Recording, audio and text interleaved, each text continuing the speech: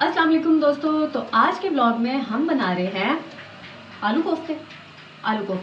तो आलू कोफ्तों के लिए हमने जो है ना वो 3 बड़े टमाटर लिए थे, 2 हमने बड़े साइज़ की प्याज ली थी जिसे हमने अच्छे से जो है वो ब्लेंड कर लिया दही के साथ, और वो हमने इस टाइम पतीले में जो है ना मसाला वो डाल दिया। 2 चम्मच दही थी हमारे पास, और जी साथ में हमने इसमें डाल दिया 1 चम्मच अदरक लहसुन का पेस्ट भी। ठीक है, तो अब हमने इस मसाले को जो है वो पकने के लिए रखा है। साथ ही अब हम इसमें डाल देंगे सभी तरह के स्पाइसेस, जिसमें नमक है ½ टी स्पून, लाल मिर्च है ½ टी स्पून, हल्दी पाउडर है ½ टी स्पून और धनिया पाउडर है ½ टी स्पून। अब हम इसे कर लेंगे चम्मच से मिक्स, और जब ये हमारा मसाला आ जाएगा भुनाई पे तो फिर हम इसमें आलू डाल के इसको अच्छे से जो है वो भून लेंगे। तो अभी हम इसे पकने के लिए छोड़ देंगे। तो देखिए दोस्तों, मसाला जो है ना वो हमारा भून रहा है, इसमें बबल्स आ रहे हैं। तो अभी ये जैसे ही अपनी भुनाई की तरफ आएगा तो फिर मैं आपको दिखाऊंगी कि हम इसमें आलू डालकर इसकी भुनाई कर रहे हैं। तो दोस्तों देखिए, मसाला जो है वो हमारा भुनाई की तरफ आ गया। अब हम इसमें डालेंगे ऑयल।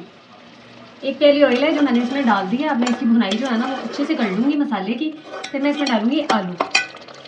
तो दोस्तों मसाला जो है वो हमारा बड़ी अच्छी तरह भुनकर तैयार हो गया। अब हम इसमें डालेंगे आलू।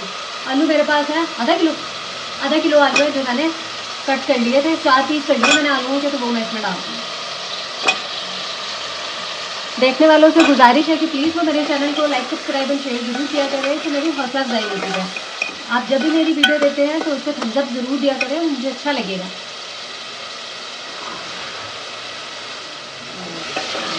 तो हम आलू जो है वो मसाले के साथ भून रहे हैं। हम कोफ्ते पे भी डाल देंगे? नहीं, पहले पानी डालेंगे ना, थोड़ा सा देंगे। हम 2 गिलास इसमें पानी डाल के आलू को गलाएंगे, मतलब आलू को थोड़ा नरम कर लेंगे तो वो गल जाए। फिर हम इसमें डालेंगे कोफ्ते।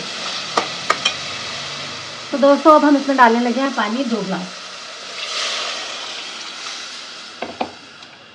अब हम इन्हें आलू को जो है ना इसमें पानी में तो एक बबल्स आ गए, दूसरा आलू जो है वो हमारे थोड़े से गल जाए, फिर मैं आपको नेक्स्ट स्टेप दिखाती हूँ। तो दोस्तों देखिए, आलू जो है वो हमारे गल गए हैं और बबल्स भी आ रहे हैं। तो अब हम इसमें डाल देंगे कोफ्ते।